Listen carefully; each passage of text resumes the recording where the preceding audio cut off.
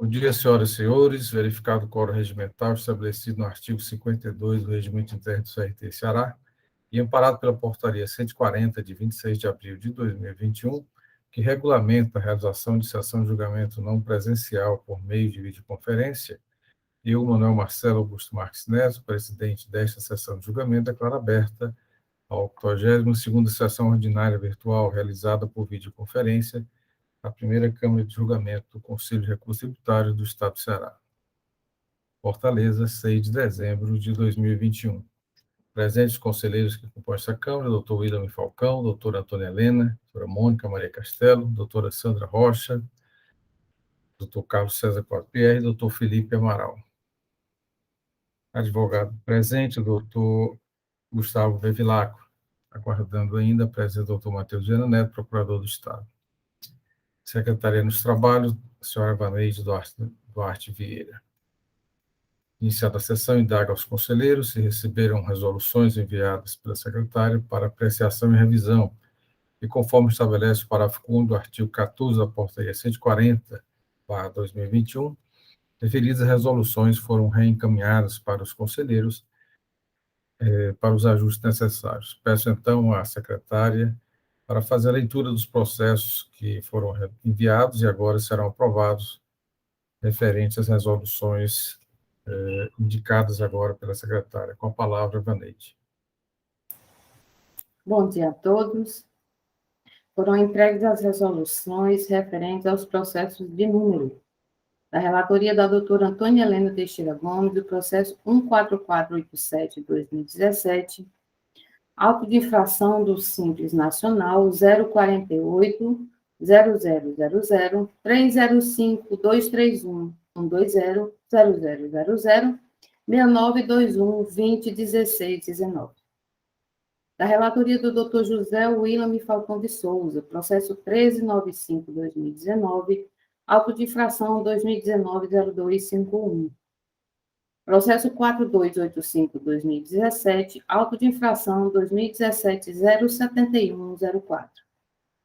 Da relatoria da doutora Mônica Maria Castelo, processo 4633/2018, auto de infração 2018-10256, processo 4416/2018, auto de infração 2018-07806 e processo 4417/2018, auto de infração 2018-07811.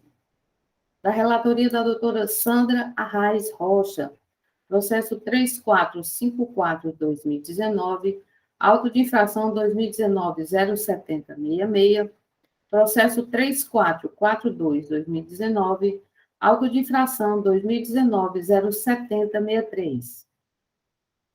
Da relatoria do doutor Carlos César Quadros Pierre, processo 4949/2018, auto de infração 2018-108-34, processo 4952/2018, auto de infração 2018-108-27, processo 1394/2019, auto de infração 2019-00252, processo 3380/2019, auto de infração 2019-00246. Foram entregues ainda os despachos para perícia dos processos da relatoria do Dr. Pedro Jorge Medeiros, processo 240/2020, auto de infração 2019-15779, processo 244/2020, auto de infração 2019-15767.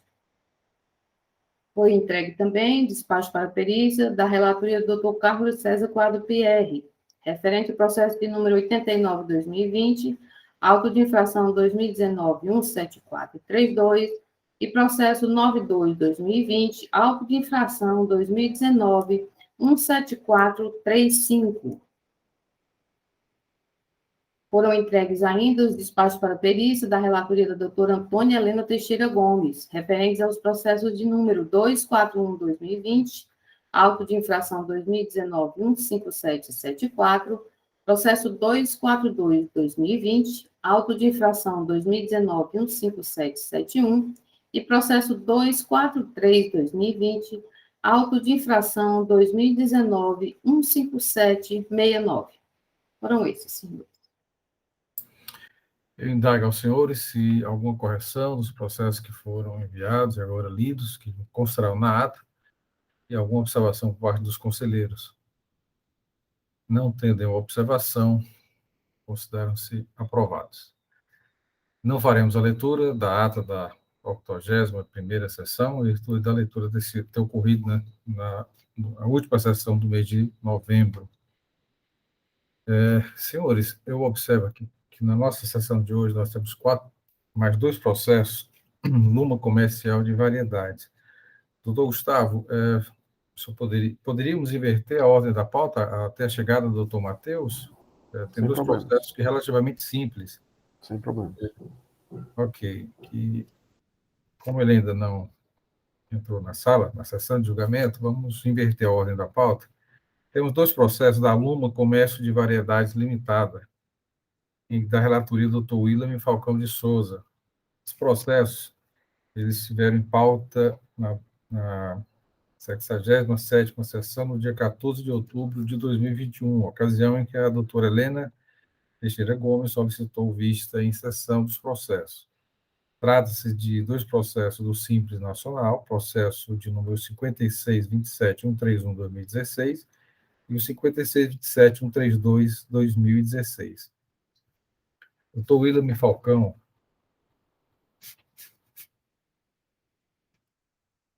Doutor William. Ok, senhor presidente. Então, inverteremos a ordem da pauta, né, considerando a ausência do doutor Matheus Viana Neto. Eu indago, doutor William, se esses processos eles podem ser apreciados em conjunto, já que trata-se da mesma empresa, recorrente Luma Comercial de Variedades, recorrido. E aqui parece que é um equívoco, né? Na verdade, quem recorre é a célula de julgamento, não é isso, doutor William? Foi nulidade. Exatamente, senhor presidente. E assessoria recorrente é Seju, recorrido a Luma. Ok, então esse equívoco aqui na pauta, recorrente, célula de julgamento, recorrido, Luma Comércio de Variedade. Passo a palavra ao doutor William Falcão para relato do processo, e em seguida a doutora Antônia Helena para as suas considerações, considerando que houve pedido de vista. Com a palavra, doutor William. Obrigado, senhor presidente. O presidente disse que é um processo fácil. É Simples Nacional, mas não é fácil. Aliás, nunca foi, né? Complicadíssimo. Mas eu vou me restringir à questão da nulidade de primeira instância e no parecer pela nulidade, que fica mais fácil. Porque se eu for relatar conforme eu sempre faço nos autos, vai demorar bastante, porque são muitos detalhes, certo? Por exemplo, o primeiro processo, o segundo segue a mesma linha de raciocínio. O processo contra a Luma, e este processo abarca todas as empresas do grupo, CNPJ da matriz e filiais. Ou seja, são 5 empresas fiscalizadas. Né? Aqui eu anotei todas, inclusive CNPJs e os endereços. Fica aqui Fortaleza, uma filial, e a matriz no Genibaú, em Caucaia, e as demais filiais em Caucaia. São 5 empresas do grupo, CNPJ. Para cada uma que estiver acompanhando o WebDrive, vai verificar que teve um mandado de ação fiscal para cada empresa, aquele mandado de ação fiscal tradicional, lavrado depois o termo de início, pedindo para cada empresa a documentação fiscal, e depois o termo de conclusão. Só rapidinho. O primeiro mandado de ação fiscal foi para a empresa que fica na rua José Mendonça 1045, Granja Portugal, que fica em Fortaleza.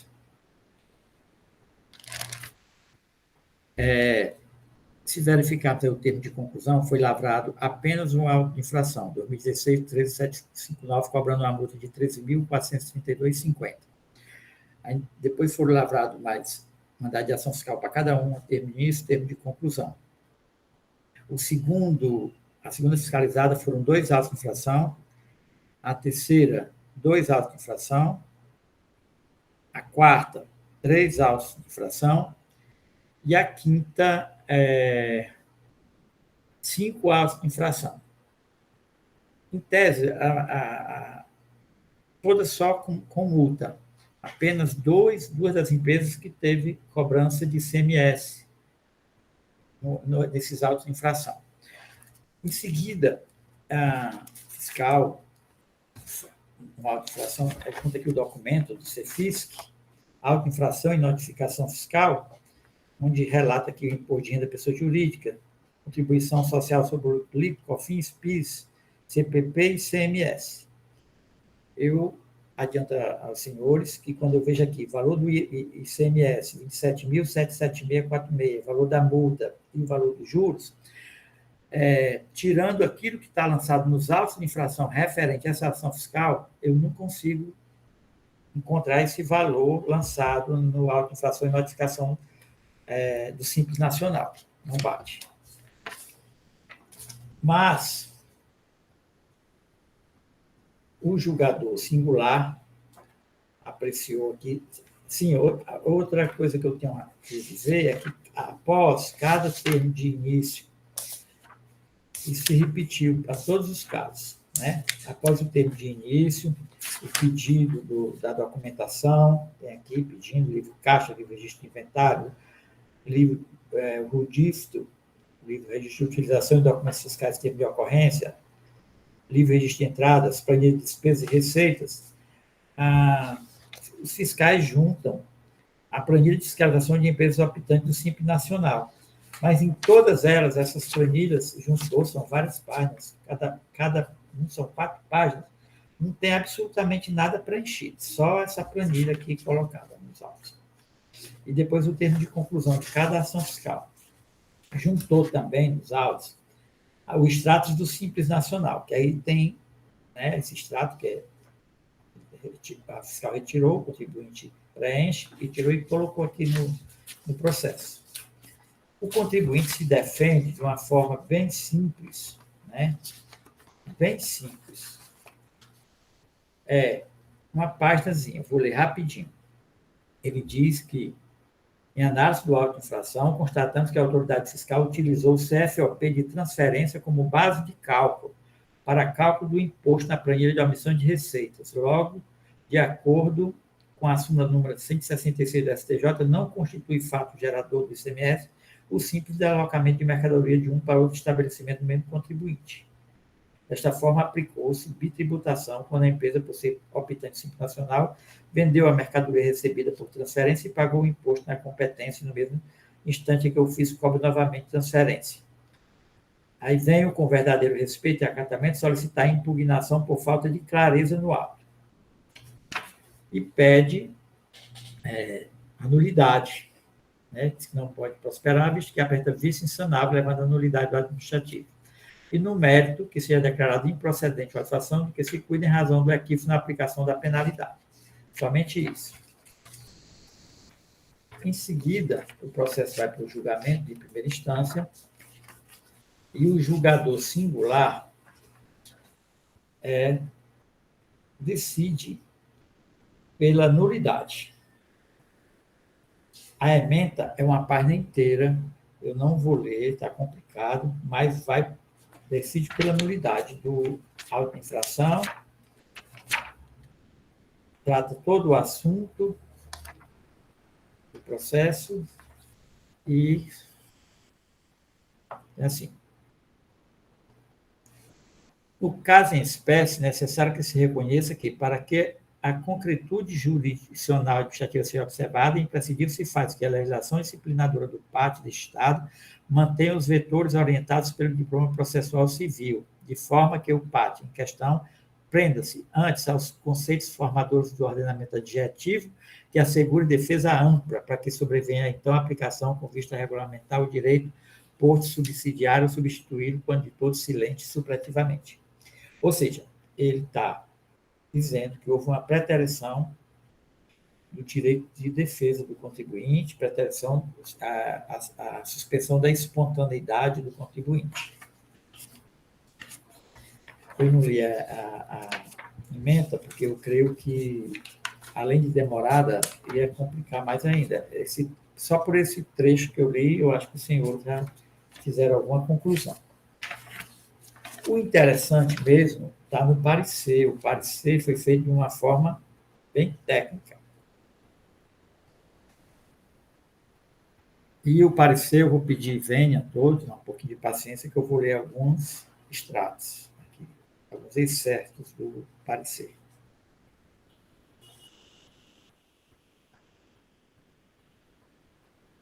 Aqui. Aplica-se à auto de infração e notificação fiscal normas federais, estaduais e municipais, dentre as quais destaca a Lei Complementar 123/2006, Resolução CGSN, a Resolução do Comitê Gestor do Simples Nacional, número 94/2011, a Ação Normativa 27/2014 e a Norma de Execução 03/2016, e o Manual do CEFISC.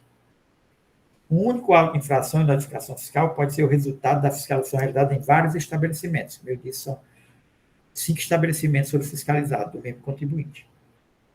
Com o mesmo CNPJ, raiz, matriz e filial. E pode abranger uma ou várias infrações ocorridas no exercício fiscalizado, motivo pelo qual o preenchimento correto da planilha de fiscalização de empresa nacional do CEFISC e a entrega do relatório fiscal são essenciais para a defesa e análise do mérito. Chamar a atenção. A planilha de fiscalização de empresa do Simples Nacional, do CEFISC, e a entrega do relatório fiscal são essenciais para a defesa e análise do mérito. Tal introdução é necessária para mostrar que o auto de infração e notificação fiscal requer uma análise e julgamento diferenciado daquele feito na auto de infração com o uso do sistema CAF, que é o comum que nós temos, né, o hábito de julgar. Principalmente porque a Receita Federal é responsável pelo sistema CEFISC. Exerce o controle sobre a padronização e restringe a inserção de elementos textuais no auto de infração. Por isso, a explicação sobre a origem de valores e procedimento fiscal deve ser descrita à parte no relatório fiscal e informação complementar. Aqui foi um chamamento, só, senhores. Aqui.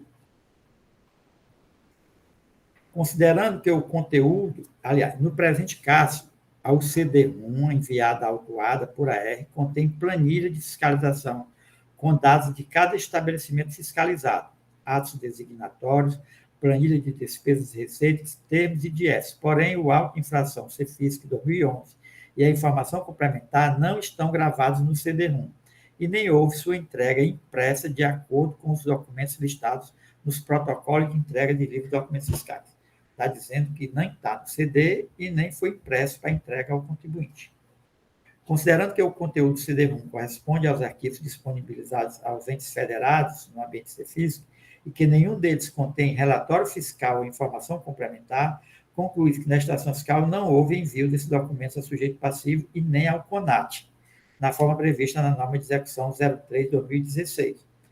Que diz, né, o artigo 1º, que os autos de infração e notificação fiscal levados pelo sistema de fiscalização, lançamento aconteceu ao CEFISC, bem como a documentação possível de base para o levantamento fiscal e incursão do crédito tributário, serão enviados ao CONAT por meio de despacho da auditoria do autuante com a devida formalização do processo do sistema de prova, devendo conter, e diz, o mandado de ação fiscal quitado nesses autos, né, o termo de início, termo de conclusão, termo de estimação, e todos relacionam informações complementares, relatório fiscal, consciência do contribuinte relativo à auto-infração. É o 11º.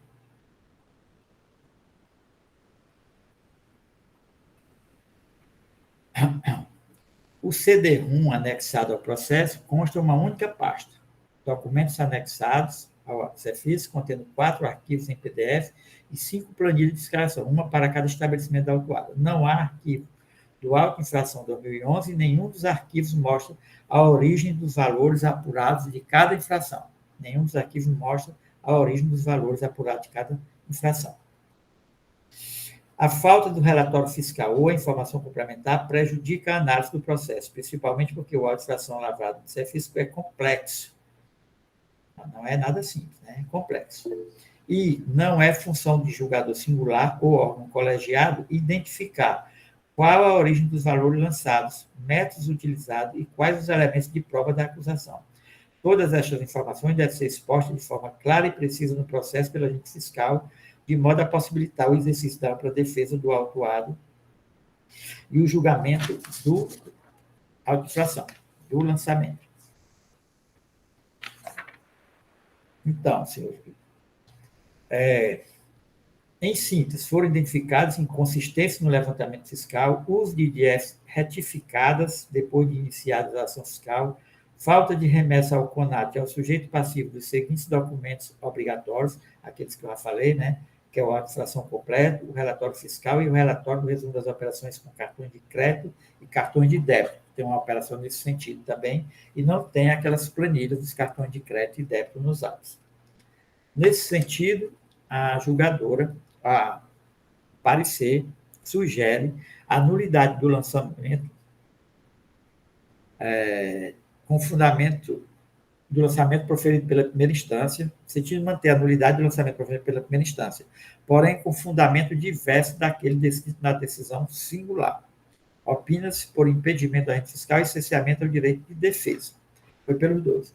Porque o julgamento singular foi pela nulidade, mas a nulidade que ele foi lá é porque a ação fiscal, lá no mandado de ação fiscal é restrita, ele foi por isso aí, e porque o contribuinte, ele levou em consideração também no auto-infração as DIEs que o contribuinte apresentou após o início da ação fiscal, que ele não poderia usar isso daí. Aí, isso daí fica irregular a ação fiscal, por esses dois motivos. Em síntese, senhor presidente, é o relato, aí teve o pedido de vista da conselheira Antônia Helena, ela fez, inclusive, um manifesto aqui, manifestou sobre isso daí, e eu li, mas eu não vou me apropriar da excelente manifestação que ela fez. Parabéns, Guilherme. Obrigado, doutor William. Considerando aqui que esse relato, doutor William, vale para os dois processos, como o senhor falou, o que diferencia são os estabelecimentos, né, e alguns exercícios. Doutora, como já mencionado, doutora Antônia Helena solicitou vista do processo na 77ª sessão, dia 14 de outubro de 2021. Passo a palavra à doutora Helena para a sua manifestação. Bom dia, senhor presidente, doutor Matheus, bom dia. Senhores conselheiros, Evaneida, secretária, doutor Gustavo, representante da empresa Marisol, que também está aqui presente conosco. Bom, conforme muito bem relatado aí pelo doutor William, trata-se de uma fiscalização, de uma ação fiscal de uma empresa do Simples Nacional que foi feito pelo sistema Cefisc. O sistema Cefisc, ele é um sistema da Receita Federal, e é importante a gente observar que quando o agente do fisco, ele vai fazer esse auto de infração nessa plataforma do Cefisc, da Receita Federal, esse sistema ele não permite que o fiscal inclua todas as informações. Então, ele já tem os campos delimitados, e é por isso que, às vezes, a gente pega o auto de infração do Cefisc, eu mesmo tenho muita dificuldade para analisar esses autos de infração lavrados no Cefisc, porque ele tem uns campos, assim, bem delimitados. E é nas informações complementares, a resolução do Conselho de Estudo Simples Nacional diz que o fiscal ele tem que anexar ao auto de infração todas as informações necessárias para o contribuinte tomar conhecimento da fiscalização, né? Então, assim, ele faz aquelas informações que têm esses campos delimitados e, num CD, ele tem que encaminhar e, inclusive, alguns documentos têm que ser impressos. Ele tem que enviar de forma impressa tanto para o contribuinte como para o CONAT. Aqui, nessa autuação, na última sessão, eu fiquei em dúvida acerca dessa, tinha uma nulidade suscitada pelo julgador singular, mas também tinha uma nulidade suscitada pelo parecerista, o Luiz Carlos, mas com fundamento diverso do julgador singular. Pelo que eu entendi aqui, o julgador singular, ele entendeu pela nulidade, mas porque foi feita uma ação fiscal restrita, vários autos de infração, termos de intimação, dizendo que era uma ação fiscal restrita. mas a Instituição Normativa, salvo engano, 49/2011, ela estabelece lá os procedimentos para a lavratura de auto de infração, e ela estabelece que quando for uma fiscalização feita em vários estabelecimentos, essa fiscalização tem que ser uma fiscalização ampla. E entendeu o julgador que essa autuação, pelo menos foi isso que eu entendi do julgamento singular, essa autuação, o agente do fisco, ele estaria impedido para fazer essa autuação, sendo uma ação fiscal restrita, quando ela deveria ser uma ação fiscal ampla, né? Por isso ele entendeu. Mas, quando a gente vai para o parecer, esse parecer, ele tem um fundamento de nulidade que, a meu ver, ele é bem mais, como é que se diz? Contundente, ele é bem mais...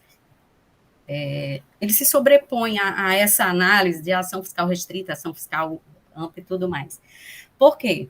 Porque o parecerista, ele identificou, e eu analisei aqui a documentação, que aquela determinação do Conselho Gestor do Simples Nacional de que, junto ao auto de infração, deve ser anexado todos os documentos que embasaram a autuação para que o contribuinte tome conhecimento da origem desses créditos que estão lançados contra ele. E o que o parecerista observou, que analisando a documentação também acostada, e o doutor William também citou aqui, foi que realmente existe uma série, não só uma inconsistência, mas uma série de inconsistências na lavratura desse auto de infração. As peças do auto de infração do CEFIS, elas estão lá, todas informadas direitinho, do jeito que manda o sistema, mas o fiscal, ele cometeu um erro que realmente maculou todo o processo, todo o procedimento da autuação, que foi, ele acusa a empresa de omissão de receitas e omissão de receita e insuficiência de recolhimento. Aí, quando a gente vai para os documentos que embasaram essa autuação fiscal, que é para estar no CD, esses documentos principais não foram realmente acostados. Entre eles, o relatório, principal documento, relatório totalizador da omissão de receitas. Então, assim, a gente vê que uma das fontes da omissão, aqui da origem da omissão que ele identificou, numa das planilhas que ele anexou, ele bota aqui apuração das omissões de receita, aí diferenças de cartão de crédito e débito. Então, assim, isso não está claro lá no auto de infração, e quando a gente vai aqui para os documentos acostados, ele bota aqui as informações, diferença de crédito e débito, e ele bota total de receita de operações, prestações, serviços, jeito ICMS, e lá na frente ele bota diferença de vendas, aqui tá um pouco ruim, através de cartão de crédito e débito. Aí ele bota aqui em fevereiro, em março, em abril, mas ele faz várias planilhas e não consta aqui a informação principal para que o contribuinte realmente possa fazer a sua defesa com relação a essas omissões apontadas aqui dessas diferenças de cartão de crédito, que são aquelas, as operadoras, relatório das operadoras, né? Isso aí realmente não consta no processo. Então, essa é uma das inconsistências. É que realmente, para o contribuinte, até para quem é da fiscalização, fica difícil identificar a origem dessas omissões de receita apontadas pelo fiscal, que ele diz que é originada das diferenças de venda de cartão de crédito, mas ele só informa os valores, ele não informa aquele relatório das operadoras de cartão de crédito, para que ele possa ver de operadora por operadora onde realmente estariam essas inconsistências e fazer sua defesa em cima disso. Também o fiscal não acostou as informações complementares e não acostou a planilha, o relatório totalizador dessas omissões.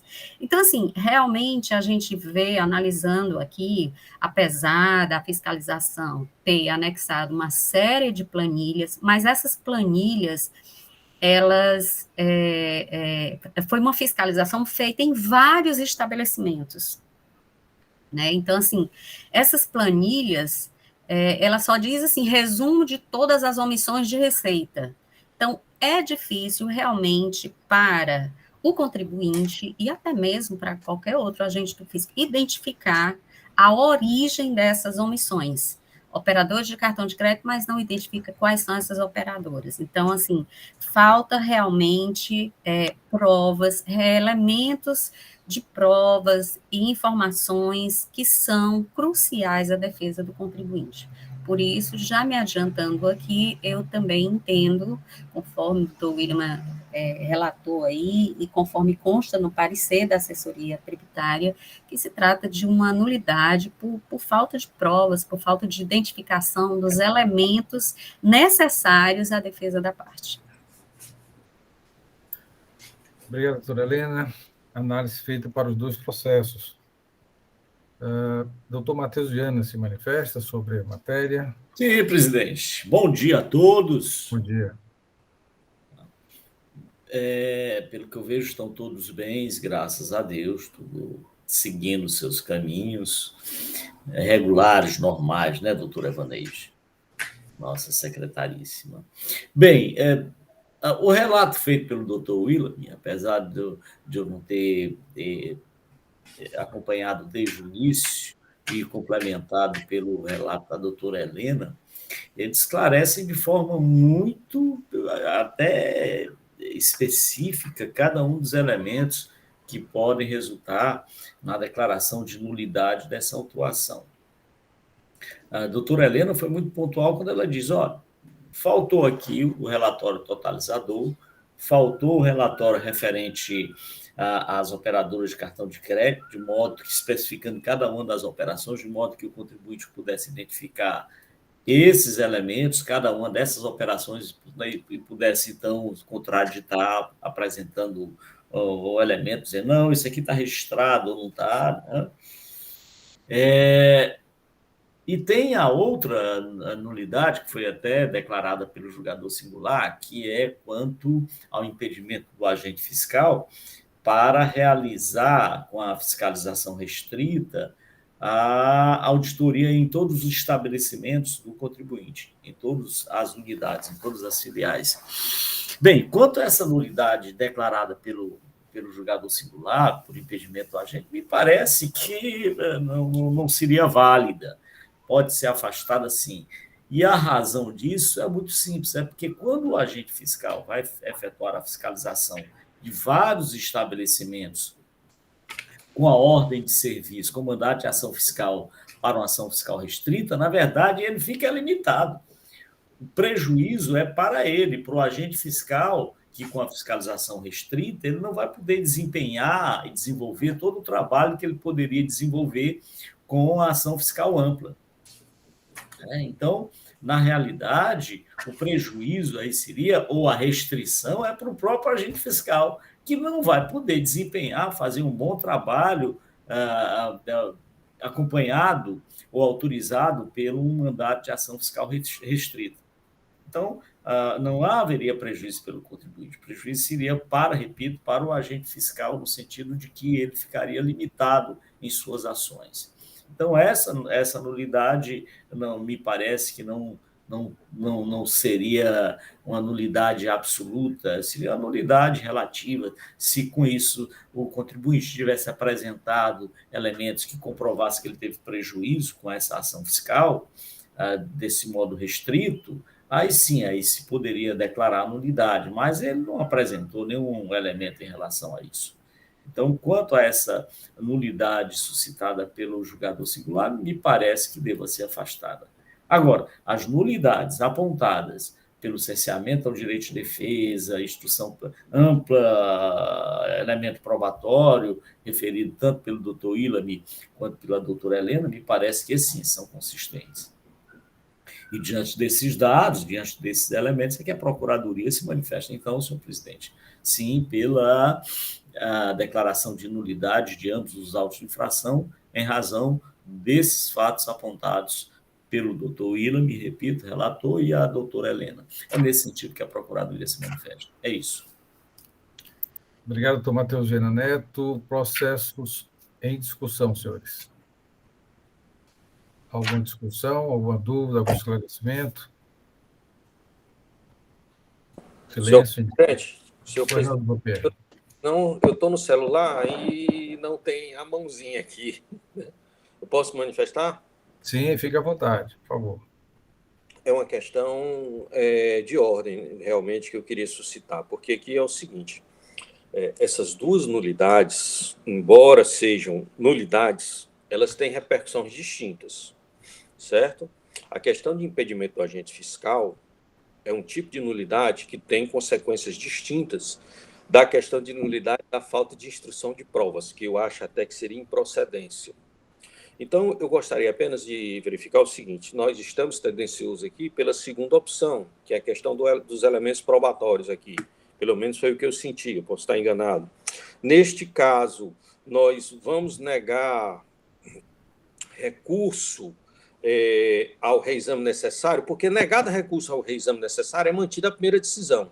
Ou a gente dá provimento ao recurso para outra nulidade, porque pode parecer a mesma coisa, mas as consequências jurídicas serão distintas. Nós temos aqui a questão que pode ser analisada posteriormente, assim, pode implicar na questão da nulidade formal, nulidade material, esse tipo de coisa. Então, eu gostaria de saber essa questão, assim. Nós vamos decidir pela nulidade, mas sob outro fundamento. Então, nesse caso, a gente, se for isso, nós damos provimento ao reexame, negamos provimento, como é, presidente? Doutor Pierre, eu entendo que nós devemos negar provimento ao reexame, entretanto, com os fundamentos do parecer, que parece-me que é nessa linha. E aqui eu até cito o artigo 41, parágrafo 2º do decreto 32.885, que fala da clareza que deve ser o auto de infração, e também o artigo 83 da nossa Lei 15.614, que trata do cessamento de direito de defesa. Mas é um entendimento. Doutor Matheus, quiser acrescentar, que é a nulidade que diferencia no caso aí. Parece que a fundamentação também da primeira instância envolve a questão da prova, mas ele deu um ênfase maior nessa questão da competência, né, ou da ordem do mandado de ação fiscal. Doutor Felipe. Senhor presidente, colegas conselheiros, doutor Matheus, está uma pequena também em cima dessa questão do doutor Pierre, que nesse caso, salvo engano, não houve recurso da parte, né? É tão somente o reexame necessário, se alteraria ou não o resultado. Então, acho que fica complicado a gente alterar a própria capitulação, né? Até já que não houve recurso do próprio contribuinte, não é isso? Como eu falei, eu nego o provimento e o fundamento da nulidade, né?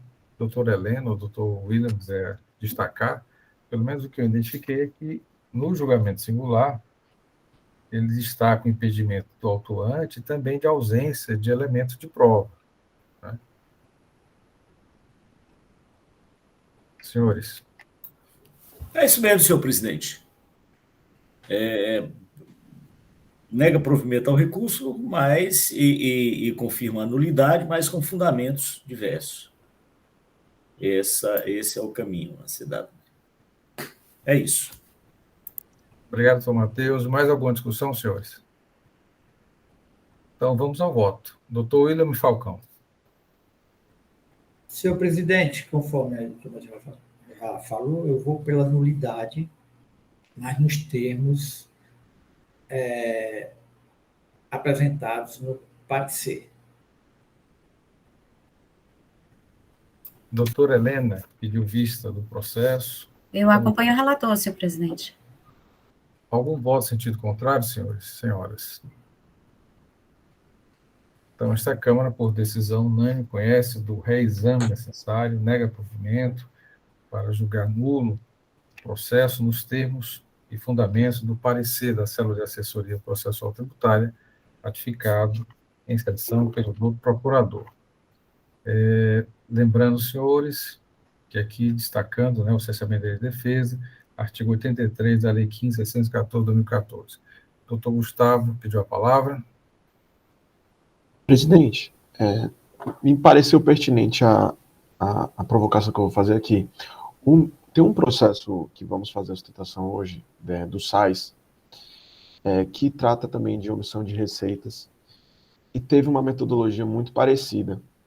Eu não sei se seria pertinente colocá-lo em votação subsequentemente a esse, porque realmente a metodologia me pareceu muito parecida. Doutor Gustavo, nós podemos inverter mais uma vez a ordem da pauta, né? Porque na sequência, o senhor gentilmente cedeu, né, ao nosso pedido de inverter a ordem da pauta, e podemos sim analisar o processo da SAS Livrarias Limitada e posteriormente o da Marisol, que é o primeiro da pauta. Não vejo nenhum problema. Doutor Matheus, alguma objeção? Ok.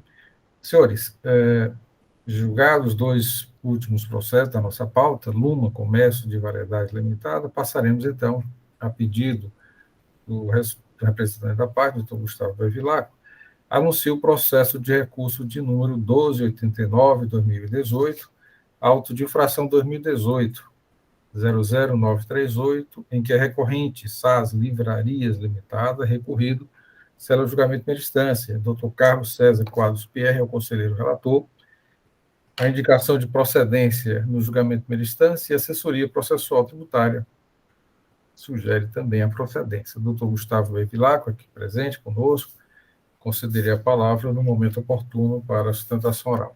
Passo a palavra, então, ao doutor Carlos César Quadros Pierre, para início do relato. Muito obrigado, senhor presidente. Em primeiro lugar, um bom dia a todos, os colegas conselheiros e conselheiras, a Evaneide, os representantes da parte, doutor Matheus, nosso professor. O auto infração em comento, ele trata de omissão de receita de mercadorias isentas, não incidentes, ou com não incidência, ou substituição tributária. No caso, são livros, né? Como cessação de livros. Então, omissão de receitas, com a penalidade aplicada no 123.3b, 10%.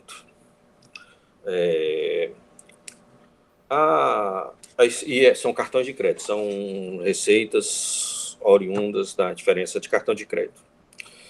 A defesa alega, primeiro, que há um desencontro entre o faturamento e a emissão das notas fiscais, tendo em vista que as notas fiscais só são emitidas posteriormente na entrega dos livros, e que, por isso, há um desencontro essas informações.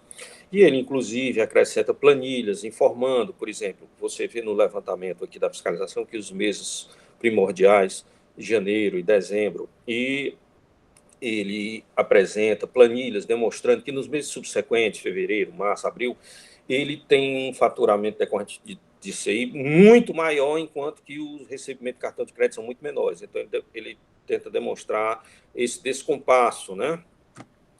Que, se for o caso, e também que quando você vai ver a omissão de receita no ano, você verifica que não há omissão de receitas no ano. Devido a essa diferença, só há quando há mês a mês, certo? Quando é feito o cotejo mês a mês, que dá uma diferença no cartão de crédito, mas quando você vê no ano total, quando você faz levantamento pelo ano, não há, né? Em 3/19 a 9/2015, tem mais notas fiscais emitidas do que venda no cartão, para você ter uma ideia, né? Que se houvesse omissão, ela seria muito menor, de acordo com a planilha que ele verifica, que ele apresenta. Ele também pede uma perícia para subsidiar as suas questões, né? E pede a aplicação do 123, parágrafo 1º, porque ele afirma que todas as operações foram contabilizadas, justamente em razão dessa diferença que há mês a mês, certo? O primeiro grau, aqui tem uma questão interessante também. O primeiro grau foi primeiro distribuído para uma julgadora, e essa julgadora entendeu que sim, seria necessária uma perícia, certo? E encaminhou o processo para a perícia. Mas, contudo, antes dessa perícia ser realizada, quase um ano depois, esse processo foi redistribuído para um novo julgador. Esse julgador, ele entendeu que não seria necessária uma perícia.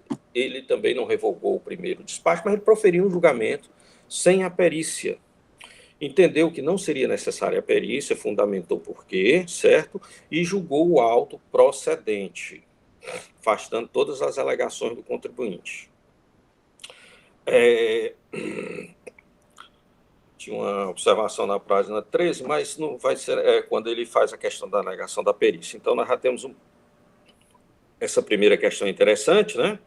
O recurso foram repetidas as alegações do primeiro grau, com ênfase muito grande na questão da necessidade da perícia, né? O recurso ele não tocou no primeiro despacho do julgador para a perícia e que o segundo teria passado por cima, nada disso, certo?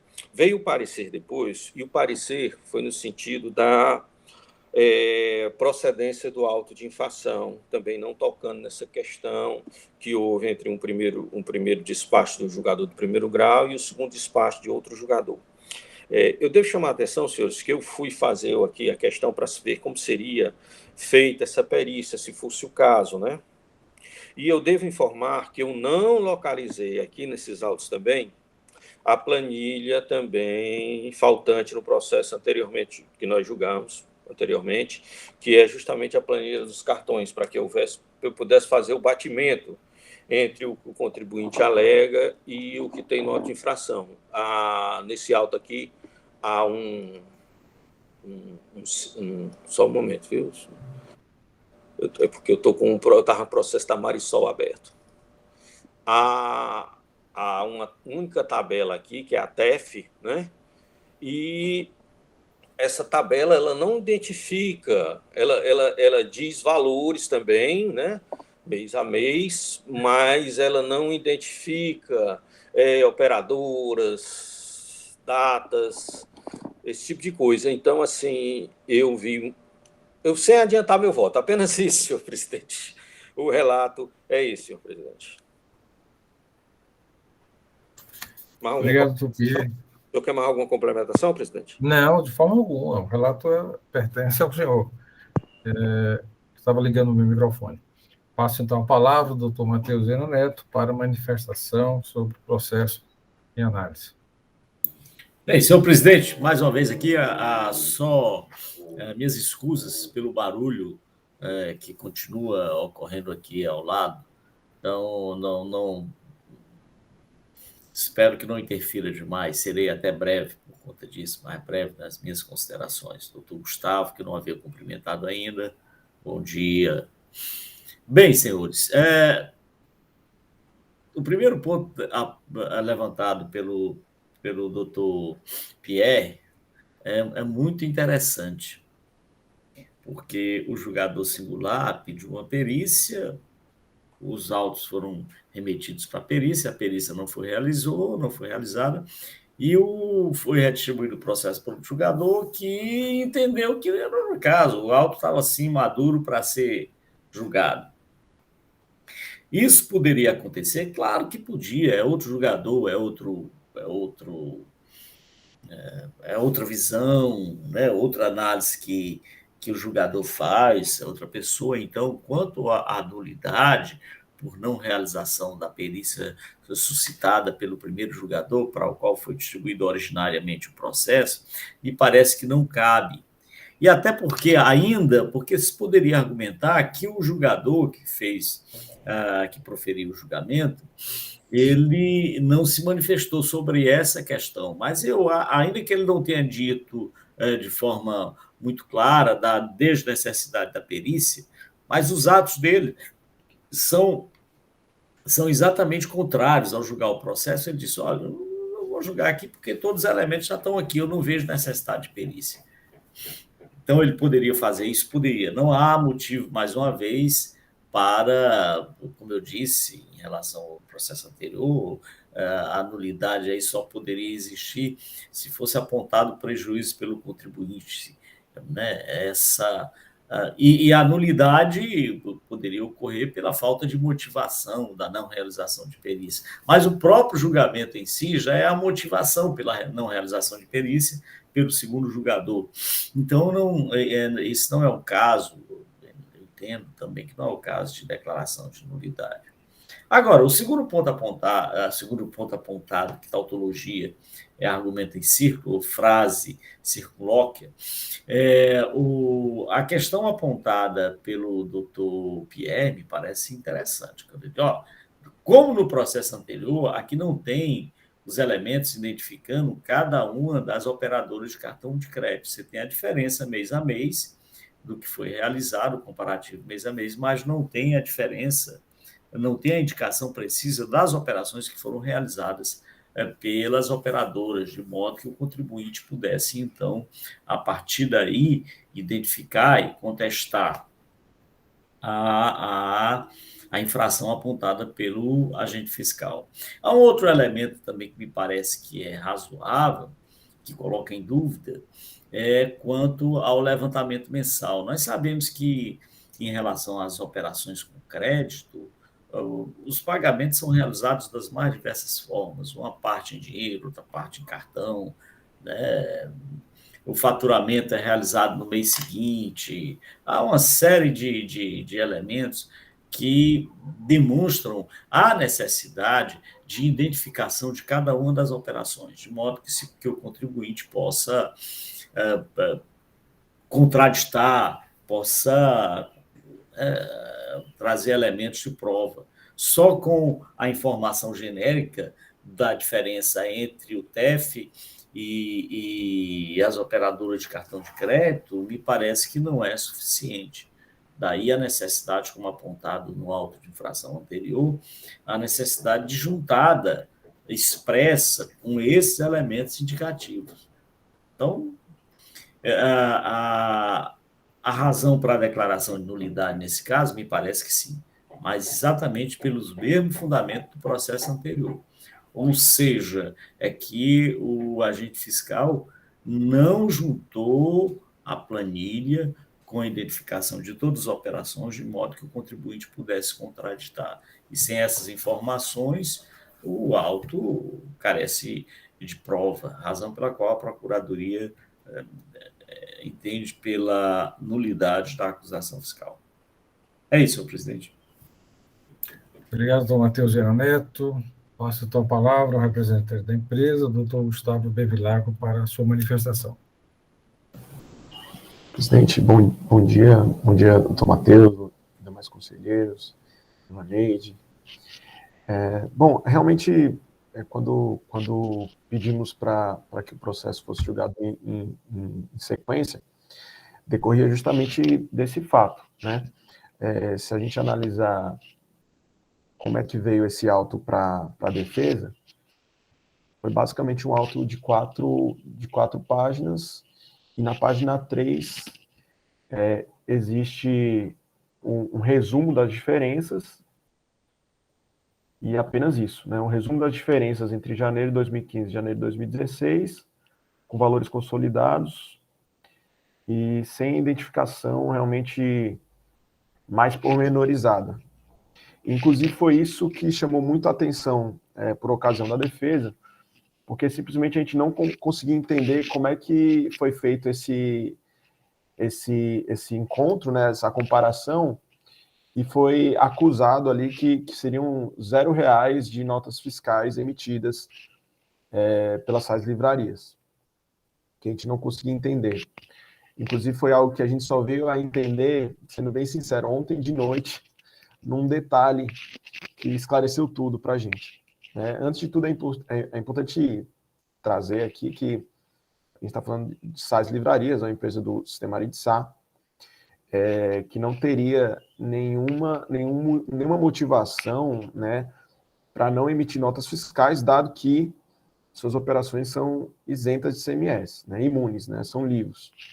Então, já não teria essa intenção, que claro que isso também não é uma justificativa, mas eu acho que já serve para você ir formando ali um contexto. A empresa ela não teria motivação para não emitir notas fiscais, e quando você analisa aqui o relatório do resumo das diferenças, ele comparou somente as notas fiscais de vendas internas. E aí pronto, aí a gente matou, aí a gente finalmente entendeu por que está zerado. A SAIS Livrarias, ela era uma plataforma, né? Eu não sei se alguém tem filho lá no SAIS, mas eu acho que isso inclusive funciona mais para as empresas, não para o colégio Aridsá, mas para os colégios que usam o sistema. Por isso até que as operações não são internas, elas são interestaduais. Existe uma plataforma através da qual, né, os pais fazem a aquisição desses livros para todo o ano letivo. Então, existe o pagamento através de cartão e o subsequente envio, né, em 4 vezes, né, a cada bimestre são enviados livros para os pais de acordo com o ano letivo, né? Então, é por isso que quando a gente verifica aqui, está R$0 de notas fiscais. E a gente, a todo momento, desde a impugnação, a gente vem trazendo que dentro do SPED existe registro de vendas. Então, como é que pode, assim, estar zerado? E pedindo perícia, né? Pedindo para ser analisado. Muito embora a gente tenha trazido vários indícios, até mesmo da contabilização, a gente trouxe extratos do próprio SPED, e ficou muito claro que, na verdade, foi um equívoco também de metodologia, porque ele comparou, não se sabe por quê, somente as vendas internas com as vendas em cartão, quando ele deveria ter feito, na verdade, a verificação de todas as vendas, né? Para ser uma omissão de receita. Então, primeiro, o erro de metodologia, né? Comparou apenas as vendas internas. E segundo, essa própria deficiência, que também já foi analisada no outro caso, né? No entendimento de que seria necessário, para ser realizada uma defesa mais pertinente e mais assertiva, que fossem disponibilizados aqui, né, os relatórios que embasaram esse lançamento, né? O que também, tendo em vista que ele comparou apenas as vendas internas, também já iria por água abaixo, mesmo que fossem disponibilizadas essas situações, porque fica muito claro o erro de metodologia. Então, nosso entendimento é pela nulidade, né, do auto de fração, tendo em vista essas deficiências, e caso não seja acatada essa nulidade, seria o caso de baixar o auto em perícia, tendo em vista que ele comparou apenas as notas fiscais internas. Ao longo do processo, a gente traz as situações de vendas interestaduais, que seriam suficientes em valor, na verdade, superior ao próprio valor que está informado na TEF, né, o que cairia, né, a presunção de omissão de receitas por essa razão. Então, ou a nulidade ou a baixa imperícia. Seria essa a nossa manifestação oral aqui. E desde já, obrigado. Agradeço. Obrigado, doutor Gustavo. Processo em discussão, doutora Helena Gomes, com a palavra. Eu posso fazer uma observação antes da doutora Helena? Pois não, doutor Pierre. Desculpe, doutora Helena, é porque eu posso ter cometido aqui um tremendo erro e eu tinha olhado essa planilha apresentada pela fiscalização ontem, e ela é muito larga, e tinha um último assim, que eu não conseguia, que aparecia assim, companhia, e eu achei que era o nome da empresa, mas eu fui agora modificando a tabela de modo a ver a última coluna da tabela apresentada pela empresa. Então, eu prestei uma informação equivocada, viu? A última coluna da tabela apresentada pela fiscalização, ele traz sim a companhia de cartão, porque tinha só assim, companhia, eu achei que não era cartão, né? Mas companhia, Cielo, né? Aí depois tem Banco Bradesco, então eu prestei uma informação equivocada, viu? Eu estava doido para interromper a narrativa, porque eu fui conferir isso aqui enquanto o doutor Matheus estava falando, e também o ilustre representante da parte estava falando. Eu digo, rapaz, vou só ver se esse nome aqui dessa companhia não é o nome do cartão, porque tudo tinha companhia, né? Mas na realidade é porque é Companhia Brasileira de Bill e Pagamento, Cielo. Então, as operações estão, sim, bem detalhadas, viu? Aí eu tenho outra opinião, então, sobre o processo. Eu não tenho mais pela nulidade, mas tem outro encaminhamento. Aí eu posso falar, Helena, você quer se manifestar primeiro sobre o que você ia se manifestar? Pode falar, doutor Pierre, depois eu me manifesto. Bom, pois bem, dentro dessa perspectiva, né, eu estava entendendo que a planilha ela não apontava as operadoras, mas ela aponta inclusive a data da operação e a companhia. Então, neste caso, o que a empresa apresenta, eu acho muito pertinente, que é esse desencontro entre o faturamento e a emissão das notas fiscais e a questão da apuração anual, que ela faz o batimento, inclusive ela traz no seu recurso algumas operações que ela traz, inclusive, quando a nota fiscal foi apresentada, certo? Isto aí é muito importante por dois motivos. Primeiro, para se perceber se há essa omissão de receita ou não, porque, no caso, não haveria omissão de receita apurada da forma anual.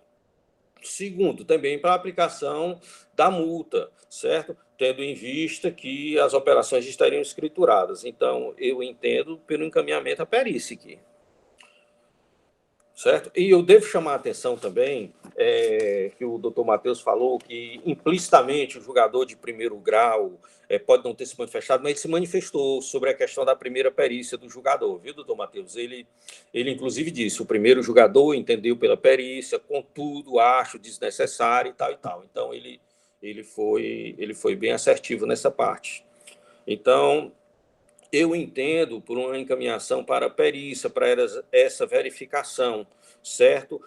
Feito o cotejo de forma anual, haveria omissão de receita, né? As operações, como demonstrado pelo contribuinte, porque realmente ele, inclusive, ele faz aqui uma coisa muito interessante, certo? Ele faz uma planilha, né? Em que ele dá todas as operações de cartão de crédito dele nos meses seguintes. Mas eu não tenho certeza como a fiscalização fez, se ela fez pelo geral de notas fiscais ou se ela fez assim, só cartão de crédito. Quanto de cartão de crédito o contribuinte declarou? Declarou 100 mil. Quanto cartão de crédito pagou? 200 mil. Certo? Eu não sei se ele fez assim ou ele fez na operação geral, porque o contribuinte, quando ele faz as suas regulamentações, ele faz de uma forma geral. Olha, emitir muito mais notas do que esse valor em determinado mês, né? Mas não quer dizer que isso aí modifica alguma coisa com relação ao cartão de crédito. Então, mas ele traz elementos, ele traz planilhas, certo? E eu entendo pelo encaminhamento para a perícia. Mas vou escutar os colegas. Doutora Helena, com a palavra. Doutor Gustavo, quer esclarecer algum ponto? A doutora Helena falou ou eu falo já? Posso falar? Eu me manifesto depois, então, doutor Marcelo? Talvez esclareça algum ponto, doutora Helena. Vamos ouvi-lo, né, doutor Gustavo? Aí logo depois passa a palavra. É só esclarecendo que realmente, assim, nos autos, né, na cópia, pelo menos que a gente tem, que a gente pegou junto ao CONAT, não consta esse relatório TEF pormenorizado. No entanto, o DOC 2 da nossa impugnação, a gente demonstra o porquê que o fiscal, e aí no nosso entendimento isso é uma nulidade de metodologia, por que o fiscal considerou R$0 de operações com nota fiscal? Porque as operações eram interestaduais. E a gente traz no DOC 2, ele tem a relação cliente, aí a primeira coluna aqui, aí deve ser referência a esse arquivo. Sequência TEF movimentação. E a gente vai movimentação a movimentação demonstrando para quem era essa movimentação e quais as notas fiscais estavam vinculadas. Esse é o DOC 2. E aí tem o nome dos clientes pessoas físicas. O DOC 3, que é uma complementação dessa situação, a gente traz justamente, se você pegar ali o primeiro nome do DOC 2, aliás, o segundo nome, né? A segunda linha do TEF, existe a venda para Kelly Rachel. O DOC 3, a gente demonstra justamente quais foram as notas fiscais emitidas para essa Kelly Rachel que perfazem o valor registrado no TEF. E são operações com destino ao Maranhão. Porque, como eu disse, a SAS Livrarias era uma plataforma onde as escolas vinculadas ao SAS fazem, né, os pais que estão nessas escolas fazem a aquisição do material didático. Essas operações eram, em sua totalidade, interestaduais. E no DOC 4, né, poder a gente demonstrar que tem essas operações para essas pessoas físicas interestaduais, no DOC 4, a gente ainda demonstra o registro no próprio SPED de quais os valores consolidados por CFOP. E aí fica muito claro que os valores consolidados por CFOP são valores de venda interestadual. E aí, no ano, por exemplo, em 2015, está lá no DOC 4, ele perfaz 1.700.000 e em 2016 ele perfaz 6.800.000. Todos de operações interestaduais. Se você juntar a soma desses dois valores, ele dá um valor maior do que o apresentado pelas administradoras de cartão de crédito. E essa diferença, né, essa informação diferente entre o que tem na administradora e as notas fiscais, se for maior, né, o que consta nas administradoras, existe uma presunção. Então, a gente está desfazendo essa presunção quando a gente demonstra que no período a gente tem um valor maior registrado em notas fiscais de venda interestadual. Então, essa é a nossa manifestação complementar. Obrigado, doutor Gustavo. Então, me permite só uma questão de ordem, uma pergunta para a parte. Pois não, doutor Pierre. Doutor Gustavo, onde foi que o senhor viu que o Estado tinha colocado 0 nas vendas interestaduais? Onde é que está isso? Lá no relatório das informações complementares, na página 3. Posso até compartilhar a tela aqui. Aguardar aqui o doutor. O doutor Pierre vai tentar localizar, doutor Gustavo. E a doutora Helena vai se pronunciar agora. Até para, enquanto o doutor Pierre localiza, doutora Helena com a palavra. Não, senhor presidente, senhores, o que eu ia dizer, e que eu estava realmente aqui ansiosa, aguardando que o procurador se pronunciasse e depois a parte se pronunciasse, era exatamente sobre essa identificação das operadoras de cartão de crédito. Na verdade, vem aí as colocações do doutor Gustavo, mas me permita, esse processo ele não se assemelha à situação do processo anterior. Esse processo, se você for ver esse TEF, que a empresa, o representante do doutor Gustavo está dizendo aqui, que não recebeu essa planilha, né, não sei mas ela consta no CD, e é uma planilha que identifica claramente todas as operações, inclusive a letra C, sequência TEF administradora de cartão, código 566. O que é o 566? Se você for lá para o finalzinho da planilha, conforme o doutor Pierre aí observou, que ele não tinha visto, mas está aqui, nome da administradora, Companhia Brasileira de Meios de Pagamento, Cielo.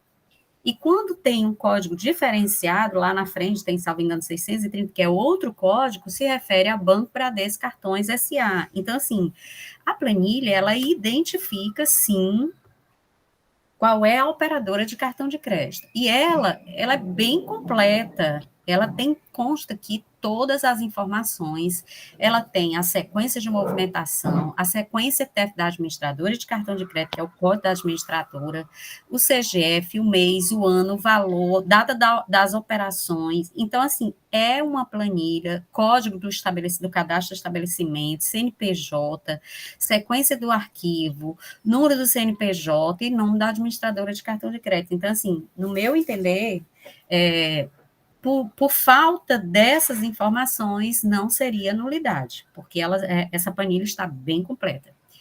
Concordo com o doutor Pierre de que a parte está alegando aí uma diferença relacionada às operações internas, então, realmente, seria o caso, é uma situação que não dá para a gente identificar aqui. Então, talvez realmente seja o caso de se encaminhar para a perícia para verificar essas questões apontadas pela parte, mas não em relação à falta de provas. Obrigado, doutora Helena. Processo em discussão, algum conselheiro? Doutor Pierre, localizou o documento? Aqui não é um documento, ele faz uma planilha que é o resumo das diferenças entre as notas fiscais emitidas vezes TEF. E ele bota assim, vendas internas, 000, mas quando ele vai para a própria TEF lá, ele não coloca venda 0, não. Então, se por acaso ele não tiver colocado as vendas interestaduais, isso não é uma questão de nulidade, certo? Ele levaria ou para a improcedência do auto, caso incluídas na base das declarações do contribuinte, né? Ou diminuiria a diferença, mas isso não é um erro de metodologia, certo? A metodologia está correta. Esse é o meu entendimento. Eu ainda entendo, né, pelo encaminhamento para a perícia, para verificações do contribuinte, primeiro, para se verificar que feita de forma anual, certo? Há diferença, porque aqui tem uma coisa muito interessante também, viu, senhores? Eu gostaria de escutar até o doutor Matheus. É que, no caso, o auto de infração vai até janeiro de 2016, certo? A fiscalização, pelo que eu vi, se deu sobre todo o ano de 2016, mas o auto de infração vai até janeiro. Essa alegação do contribuinte, janeiro, justamente em razão das matrículas, compras de material, que se dá em dezembro, né? Dezembro e janeiro é onde tende a ter essa maior diferença. Agora, se a contribuinte vai batendo as notas fiscais lá na frente, certo? Eu gostaria de saber o seguinte: para a perícia, por exemplo, se for fazer o levantamento anual, ele vai ter que fazer todo 2016, quando o auto de infração só vai até janeiro. Não é? Mas eu entendo que teria que ser feito assim, teria que ser feito realmente uma verificação nessas alegações do contribuinte, que essas diferenças são em razão desse desencontro, né? Então, teria que ver de forma, o levantamento anual, ele supra essa questão do desencontro. Agora, isso tem que ser feito entre o informado do recebido por cartão de crédito e o efetivamente recebido, e não notas fiscais emitidas. Porque o que foi recebido de outra forma, dinheiro, cheque, isto aí não diminui a questão do cartão de crédito. Ele tem que ser feito diretamente entre o declarado recebido de operadora de cartão e o efetivamente recebido, e não entre notas fiscais emitidas. Pois não. Só observação. É importante o senhor observar o período, o mandado de ação fiscal, não, o período que abrange. Ele não abrange todo o exercício de 2016. Passar a palavra aqui para a doutora Mônica Maria Castelo. Obrigada, presidente. Bom dia a todos. Esse tipo de apuração, né, que é feita, de omissão, que se encontra uma omissão entre o TEF e os cartões de crédito, entre a escrita fiscal digital e os cartões de crédito, ele é diferente de uma omissão que se encontra por meio de um levantamento quantitativo de estoques. Por quê? Porque o levantamento quantitativo de estoques, você pega, como a gente já sabe, né? Eu estou falando aqui só para eu conseguir demonstrar meu raciocínio. A gente sabe que é o estoque inicial mais compras, que essa equação tem que ser igual ao estoque final mais vendas. É uma equação relativamente simples, né? E que a gente vê que, ocorrendo essa igualdade, não existiria omissão. Havendo desigualdade em uma dessas partes da equação, a gente encontraria uma omissão na entrada ou na saída, né? A gente já tem bem certo isso aí. Esse levantamento, ele deve ser feito anual por conta disso, porque a gente pega o decorrer, tanto no início, o decorrer toda a emissão da movimentação do contribuinte durante todo o exercício e os finais, né, que são as vendas e os estoques. Diferentemente, por exemplo, quando você faz uma constatação de omissão pela TEF versus escrita fiscal digital, em que ele é feito por uma apuração mensal. Então, por isso que a gente não pode, como no outro caso, fazer um levantamento, uma apuração anual, certo? Porque a apuração é feita mensalmente, a apuração do ICMS é feita mensalmente. Quando você faz anual, você realmente pode fazer o encontro, essa diferença acaba suprindo com o exercício seguinte. Pode acontecer de suprir um exercício aqui, o mês de junho, com o mês de julho, o de agosto, ficar negativo, mas supre com o mês de dezembro. Não, mas a apuração naquele exercício, naquele mês, ela fica realmente negativa devedora. Por conta disso, não pode ser feito anual. Esse é um requerimento que muitos, realmente, advogados de defesa têm feito, e, pelo que eu saiba, o contencioso nunca aceitou. né? Ou se aceitou uma determinada época, ele reviu e viu que não poderia ser feito dessa forma. Exatamente em função de que a apuração ela é mensal. Agora, se o levantamento de estoque ao qual fez comparação no início fosse feito mensal, haveria necessidade do inventário que o contribuinte apresentasse fosse mensal. Por exemplo, se eu tivesse a movimentação mensal do contribuinte com levantamento de estoque mensal, aí eu poderia sim fazer uma omissão de entrada através de um levantamento quantitativo de estoque ou omissão de saída mensalmente, caso eu tivesse a informação mensal dos estoques. Mas como o contribuinte, ele só dá essa informação no início do ano e no final do ano, eu faço o levantamento do período todo. É diferente, senhores, é isso que eu estou querendo mostrar. Esse tipo de apuração aqui ela é completamente diferente, essa omissão aqui que é encontrada. Não dá para fazer do jeito que está sendo solicitado ou que está sendo sugerido pelo doutor Pierre aqui, para que seja feita essa omissão no levantamento anual, tá? Porque a apuração ela é mensal. São só essas considerações. Obrigada. Me Doutor permite? Pierre, quer falar? Quero sim. Doutor Pierre, só uma observação. Pois não. Eu estive olhando aqui o pedido de perícia pelo jogador número 1, vamos chamar assim. O senhor chegou a ler os quesitos? Parece que ele é bem detalhista, assim, com relação às dúvidas. Não sei se são as mesmas que agora se apresentam. Com a palavra. Mas não lembro, eu posso olhar novamente. Mas antes eu queria fazer um esclarecimento. Olha, aqui vamos lembrar que nós temos postergação de imposto e nós temos omissão de receita. Quando o contribuinte deve declarar essa receita? É quando entrou na sua conta caixa, é quando ele emite a nota fiscal. Se há um descompasso entre o que entra na sua conta caixa e a emissão da nota fiscal, o ICMS ele é informado no SPED por ocasião da nota fiscal. Então, se o contribuinte recebe do cartão em janeiro, mas emite a nota fiscal em fevereiro, o ICMS vai ser devido em março. Daí porque se vê um grande volume de recebimento de cartão de crédito em março, no SPED do contribuinte, e não se vê em janeiro. Né? É lógico que não há uma omissão de receita nesse caso. Isso aqui é a busca da verdade material. Então, o que acontece? O contribuinte traz essa alegação, certo? E eu entendo que, sim, esses elementos estão provando. Eu não estou dizendo que necessariamente tem que ser feito de forma anual, mas tem que verificar. Essa receita ela pode não ter sido omitida, se o contribuinte daquela operação emitiu a nota fiscal em fevereiro. O ICMS vai ser devido em março. Agora, ele pode ter recebido em janeiro, está lá na conta caixa. Mas o SPED dele vai ser de acordo com a nota, não eu estou enganado. Né? Justamente por isso que eu acho que o primeiro julgador, assim chamado pelo presidente, ele encaminhou para a perícia.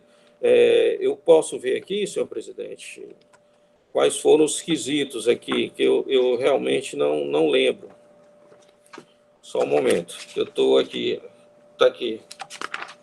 Quesito. Aferir as informações que as vendas anuais registradas no SPED fiscal 2015 e 2016 são maiores que os valores de venda 2015 e 2016 informados pela administradora de cartão de crédito.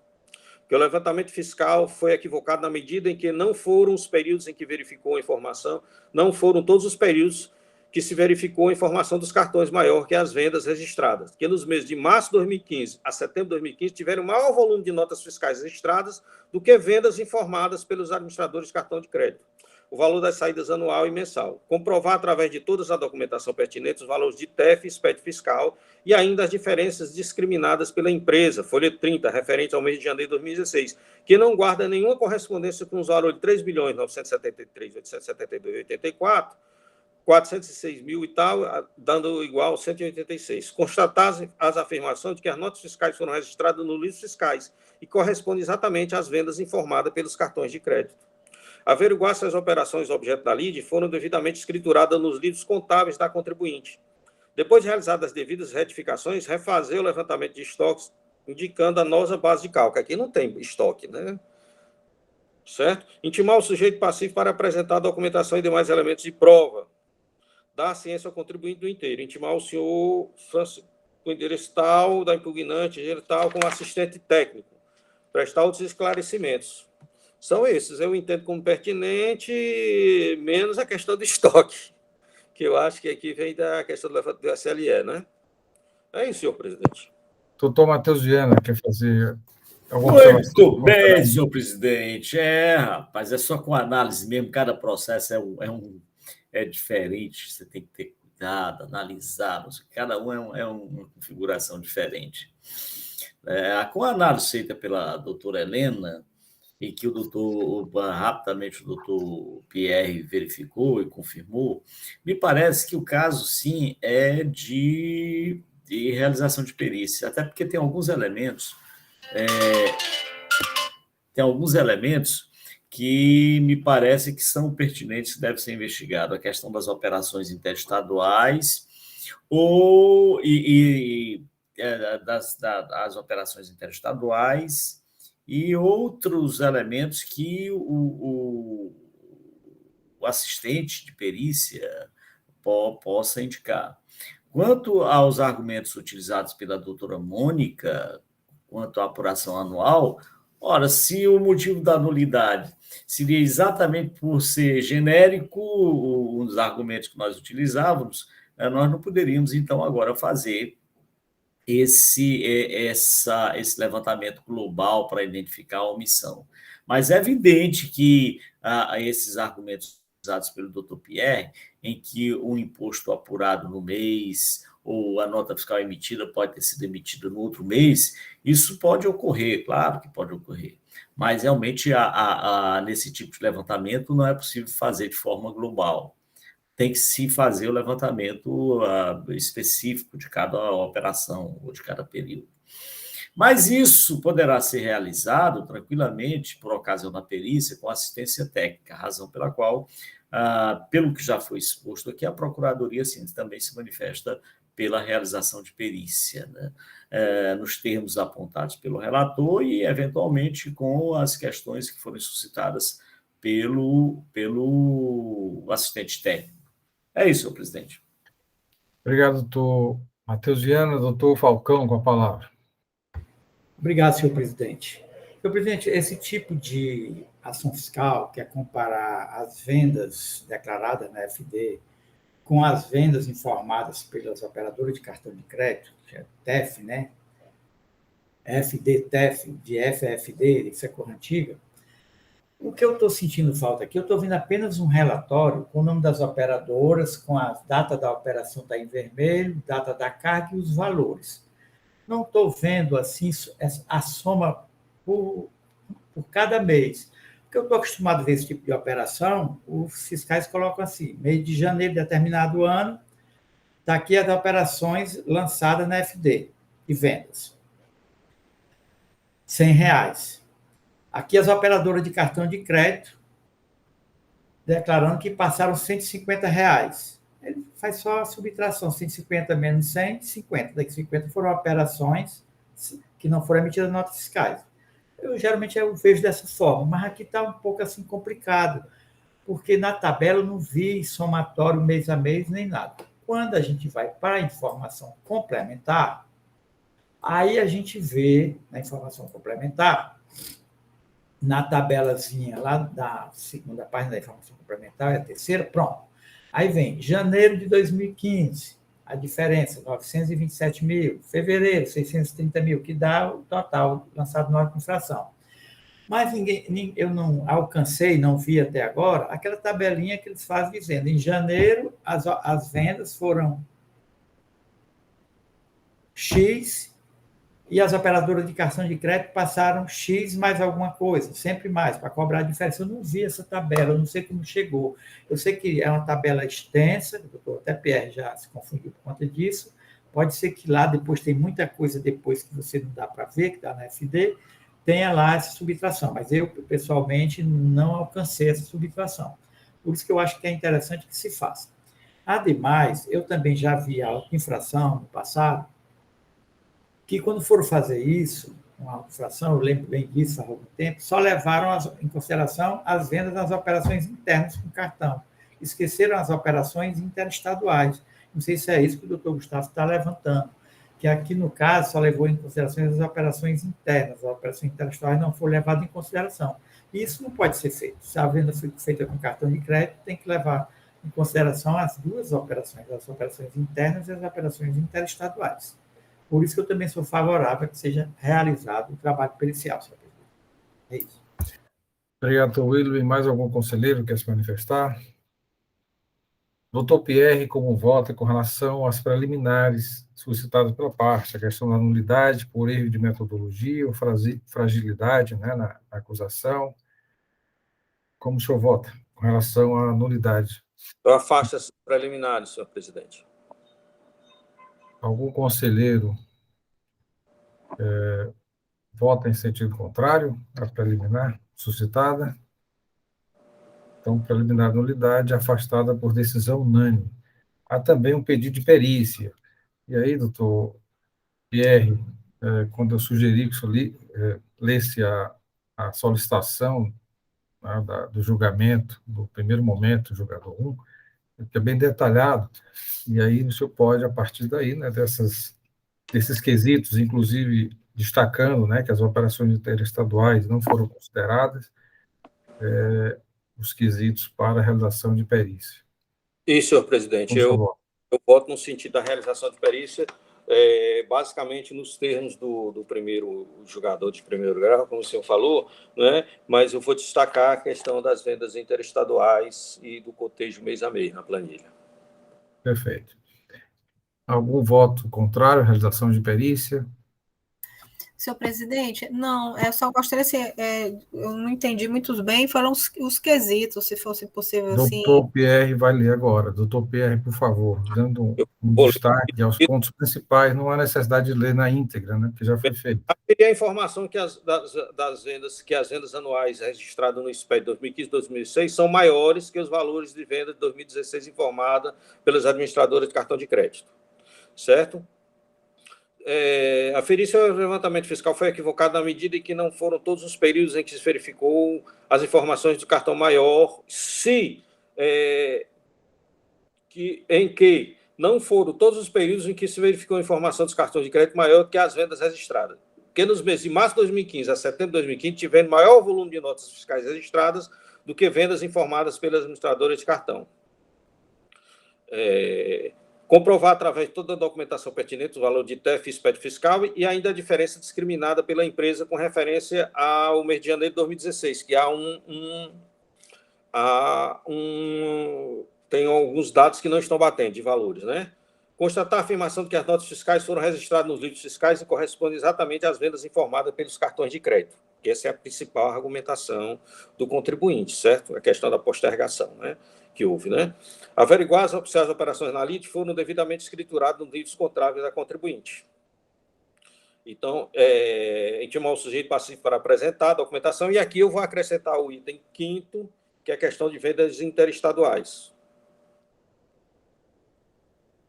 Tá, mas então existe uma solicitação para que seja considerado o movimento anual? Verificado se a relação total no ano, posso colocar por mês aqui, mas assim, na realidade o que se está verificando aqui é se a nota fiscal foi emitida em procedimento posterior, certo? Mas ele também pede para se verificar se no ano, se o valor total das saídas foi maior do que as apresentadas por cartão de crédito. O PR ele pede mensalmente e pede anualmente. Pede mensalmente e anualmente. Isso. No caso aqui seria somente para verificar, não é isso? Isso. Ele não pode fazer alteração nenhuma no lançamento. Nós vamos fazer, se for o caso. Ok, né? Tá certo, tudo bem. É favorável, doutora Mônica? Sim, para verificar, sim. Agora, se já fosse para retirar, não, né? Não, na verdade, nós temos para elaborar, fazer o batimento, a verificação, se as notas são escrituradas, e a partir dessa informação, os conselheiros é que vão decidir qual seria a base de cálculo. Ok. Feito o esclarecimento, nenhum voto em sentido contrário, esta Câmara, por decisão unânime, afasta preliminarmente as nulidades suscitadas e, com relação à realização de perícia, conforme determinado ou esclarecido aí os pontos, né, pelo doutor Pierre, que passará para Evaneide, para constar na ata, viu, doutor Pierre? Por favor. Esta decisão hoje isso seria importante para que a gente possa... ir para o hospital e tudo, mas... Não, o que a gente pode fazer é o seguinte, doutor Pierre, nós vamos ajudá-lo, né? Aí o senhor faz os ajustes necessários. Muito obrigado. Amanhã, agradeço. Devem constar em ata. Colegas. Muito obrigado. Ok. Os motivos populares que o senhor já entende, a coisa está um pouco difícil. Perfeito. São 10h10, 10h10, podemos fazer 5 minutos de intervalo, e aí sim iremos para o último processo, que na verdade é o primeiro da pauta, né? Que é a Marisol Vestuário S.A. Então, 5 minutos de intervalo.